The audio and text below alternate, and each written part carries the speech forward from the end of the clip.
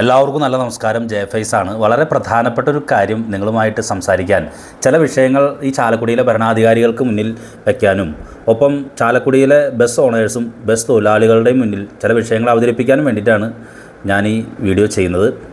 നമുക്കറിയാം, പരീക്ഷക്കാലം അടുത്തുകൊണ്ടിരിക്കുകയാണ്. ജനുവരി അങ്ങോട്ട് കഴിഞ്ഞ് കഴിഞ്ഞാൽ ഫെബ്രുവരി മാസത്തോടുകൂടി ഏകദേശം എല്ലാ സ്കൂളുകളും പരീക്ഷയിലേക്ക് കടക്കും. മോഡൽ എക്സാമിനേഷനുകൾ ആരംഭിക്കും. SSLC എക്സാം, അതുപോലെ തന്നെ +2 എക്സാം തുടങ്ങി അങ്ങനെ എക്സാമിനേഷനുകൾ ആരംഭിക്കുകയാണ്.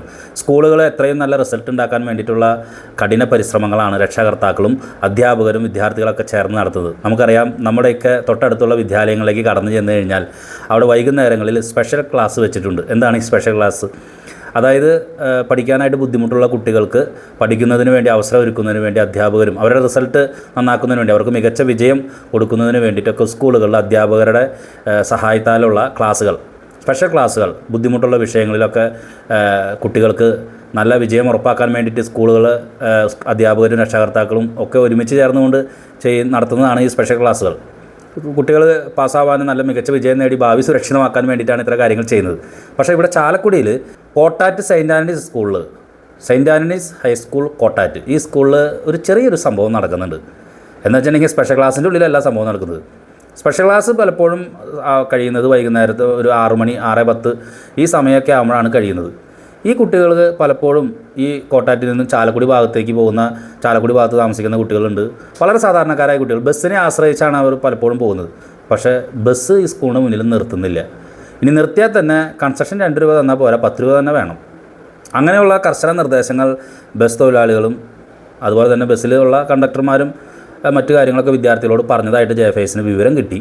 അപ്പോൾ ഞാനിത് മനസ്സിലാക്കുമ്പോൾ തീർച്ചയായിട്ടും ഈ കുട്ടികൾ അവർക്ക് അവരുടെ ഭാവി സുരക്ഷിതമാക്കാൻ വേണ്ടിയിട്ടുള്ള ഒരു തയ്യാറെടുപ്പിലായിരിക്കാം ഈ സ്പെഷ്യൽ ക്ലാസ്സിലൊക്കെ പങ്കെടുക്കുന്നത്. നമുക്കൊരു ചെറിയൊരു കൺസെഷൻ കൊടുത്തുകൂടെ ശരിക്കും പറഞ്ഞു കഴിഞ്ഞാൽ? അല്ലേ, അതൊരു മാനുഷിക പരിഗണനയല്ലേ? ഈ കുട്ടികളോട് 2 രൂപ അല്ല 10 രൂപ തന്നെ വേണമെന്ന് പറഞ്ഞാൽ പലപ്പോഴും വളരെ ദരിദ്രപൂർണ്ണമായിട്ടുള്ള സാഹചര്യങ്ങളിൽ നിന്ന് വരുന്ന കുട്ടികളുണ്ട്. അവർ ചിലപ്പോൾ ഈ സ്പെഷ്യൽ ക്ലാസ്സിൽ തന്നെ വരുന്നത് തന്നെ പരിപാടി അവസാനിപ്പിക്കും. ഇനി അതുമാത്രമല്ല, ഇന്ന് വളരെ ദാരുണമായിട്ടൊരു സംഭവം ഉണ്ടായി. 6:10 സ്മിത എന്ന് പറയുന്ന ബസ്സിൽ കയറിയ കുട്ടികളെ നമ്മുടെ വർഗീസാൻ്റെ ബാഗുകളെ അവിടെ വെച്ച് ഇറക്കി വിട്ടു. ചാലക്കുടിക്ക് പോകുന്ന കുട്ടികളായിരുന്നു. വളരെ വിഷമകരമായിട്ടൊരു സംഭവം ഉണ്ടായി. ആ വിദ്യാർത്ഥികൾ പങ്കുവച്ചിട്ടുള്ളത്.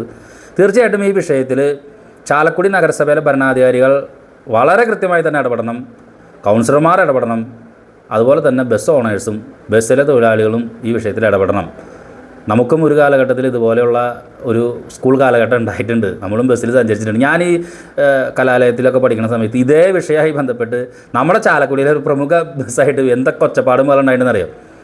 കാരണം ഫുൾ ചാർജ് കൊടുത്ത ആളുകൾക്കാണ് സീറ്റിലിരിക്കാൻ പറ്റുള്ളൂ, 2 രൂപ കൊടുത്തവർക്ക് സീറ്റിലിരിക്കാൻ പറ്റില്ല. എന്നിട്ട് എന്തെല്ലാം പോരാട്ടങ്ങൾ നടത്തി ആ ബസ് ഓണേഴ്സും ആ ബസ്സിലെ തൊഴിലാളികളായിട്ട് ഇപ്പോഴൊക്കെ നല്ല ചങ്ങാത്താണ്. ഞാൻ പറഞ്ഞത് കുട്ടികളാണ്. പഠിക്കാനായിട്ട് അവർ ബുദ്ധിമുട്ടുള്ള സമയത്താണ് ആ കുട്ടികളെ ചേർത്ത് നിർത്തി സ്കൂളും മറ്റു കാര്യങ്ങളൊക്കെ ചെയ്തുകൊണ്ടിരിക്കുന്നത്. നമുക്ക് അവരോടൊന്ന് 1-2 മാസത്തേക്കുള്ളൂ, നമുക്ക് അവരോടൊന്ന് സഹകരിക്കാം.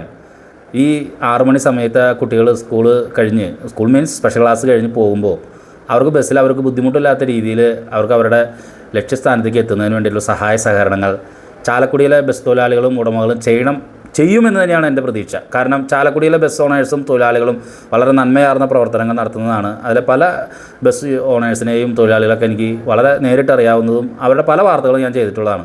പക്ഷേ ഈ വാർത്ത ഈ കുട്ടികൾ തന്നെ പറഞ്ഞപ്പോൾ വലിയ വിഷമം തോന്നി. എന്തായിരുന്നാലും ഈ വിഷയം പരിഹരിക്കണം.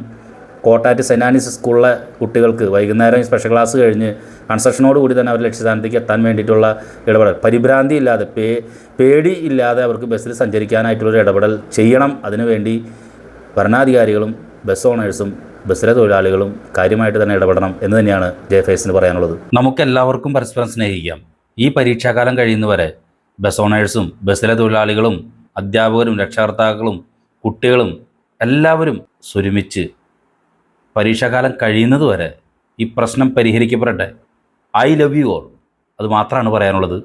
എല്ലാ ഭരണാധികാരികളുടെയും എല്ലാ ബസ് ചേട്ടന്മാരുടെയും ശ്രദ്ധ ഇതിലേക്ക് ക്ഷണിക്കുന്നു. I love you all.